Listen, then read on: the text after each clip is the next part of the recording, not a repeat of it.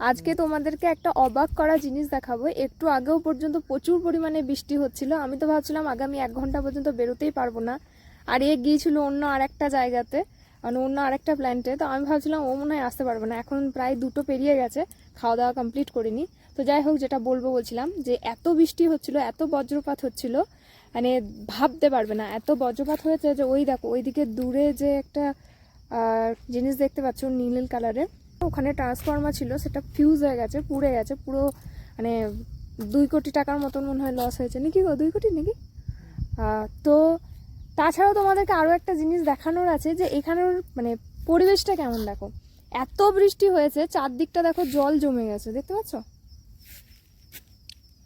কিন্তু যে জায়গাগুলো জল জমেনি, অর্থাৎ এই জায়গাটা কিন্তু শুকনো। একটু আগে পর্যন্ত মনে হয় এত বৃষ্টি হয়েছে, বালতি বালতি জল ঢালা হয়েছে, কিন্তু এখানটা এখনো শুকনো মাটির মতো খটখট করছে। এটাই দেখানো ছিল যে এখানে কিছুক্ষণের মধ্যেই, ম্যাক্সিমাম আধ ঘন্টা, তার মধ্যেই সমস্ত মাটিটা শুকিয়ে যায়, কোনো কাদা থাকে না। মানে নিচে ও বলছে যে এই জলগুলোও শুকিয়ে যাবে। হ্যাঁ, অবশ্যই এগুলোও শুকিয়ে যাবে। এখানে যখন বোঝাই যাচ্ছে না যে বৃষ্টি হয়েছে, ওগুলোও শুকাতে আর কতক্ষণ লাগবে।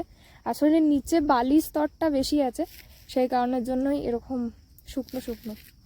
তো তোমরা বুঝতেই পারছো ওয়েদারটা ভালো, বেশ সুন্দর। এখনও মেঘ আছে, এখনও হয়তো বৃষ্টি হবে। দেখো পাখি ডাকছে, দূরে মনে হয় একটা দুটো ব্যাঙও ডাকছে।